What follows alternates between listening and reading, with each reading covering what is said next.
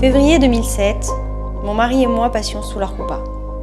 Heureux et ambitieux de fonder notre famille. Nous n'aurions jamais imaginé à quel point faire grandir des enfants était compliqué. Ce que nous aurions cru si simple et si instinctif allait en fait s'avérer être le travail le plus difficile de toute notre vie. Tout petit déjà, quand mon bébé pleurait sans cesse, je m'investissais corps et âme pour réussir à l'apaiser. Mais je n'avais pas toujours toutes les réponses. Dans ces premières années, nous étions toujours à ses côtés, le voyant évoluer entre amour et inquiétude. Puis il a grandi, ce petit bonhomme. Il nous répondait, il s'opposait souvent à nos décisions. L'école a commencé à nous signaler des problèmes de comportement. Et une spirale infernale a commencé. J'étais déchirée entre mes pleurs, le souci que je me faisais pour lui, cet amour infini et cette bienveillance que je n'arrivais plus à lui transmettre. Je criais au lieu de parler, je m'énervais au lieu de faire preuve de patience. Et le soir venu, je regrettais tellement tout ce gâchis. Toutes mes larmes, toutes mes pensées étaient tournées vers lui. Comment un tel fossé avait pu se creuser avec ce petit être qui faisait partie de moi ? Nos enfants nous remplissent de joie. Ils sont notre priorité, ce que nous avons de plus cher, ceux pour qui nous donnons tout. Nous mobilisons tous nos moyens, toutes nos forces et tout notre amour. Cette histoire, c'est mon histoire, mais c'est en fait un peu la nôtre à tous. À 20 ans, j'étais directeur de colo. Les jeunes et moi, c'était mon fort. Entre amitié et autorité, je savais gérer les jeunes les plus en difficulté à la maison. J'avais si hâte de créer cette relation avec mon fils. Le jour où ma femme a mis au monde notre petit garçon, ça a été le plus beau jour de toute ma vie. Je me voyais déjà jouer au foot avec lui. Je n'avais qu'une hâte, c'était de rentrer à la maison le soir pour qu'il me saute au cou. Moi, son héros. Lui aussi a eu une enfance plutôt calme, mais en arrivant à l'adolescence, les choses ont commencé à changer. Et pourtant, lorsqu'on est père, c'est tellement si différent. On n'a plus les mots, on n'a plus les gestes, on n'a plus ce sourire. J'étais devenu celui qui ne comprend jamais rien, celui qui ne dit jamais ce qu'il faut, quand il faut, bref, celui qu'on évite.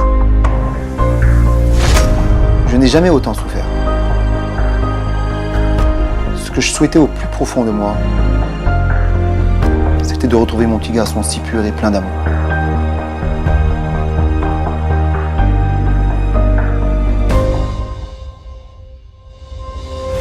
Et figurez-vous qu'il y a une date particulièrement propice à la tfila pour la réussite de nos enfants, ainsi que l'un des grands maîtres du XVIIe siècle, qui s'appelle le Shla HaKadosh, nous l'enseigne.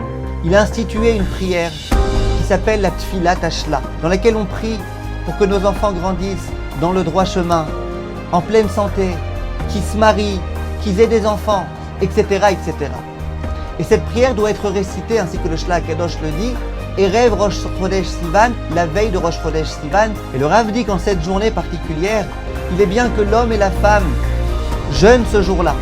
Veitnu tzedaka le'aniyim agunim, et qu'ils donnent de la tzedaka à des pauvres qui en ont véritablement besoin.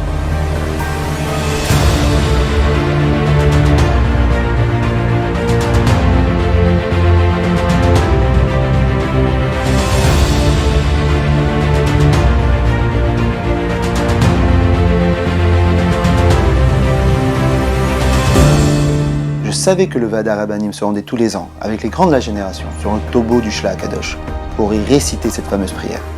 Je ne pouvais manquer l'occasion.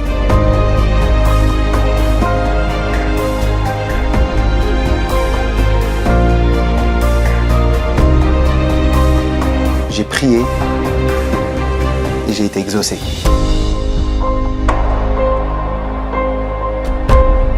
Après avoir tout essayé, je me suis remise entre les mains du Créateur, à l'occasion de ce jour si spécial, le jour propice à la réussite de l'éducation des enfants.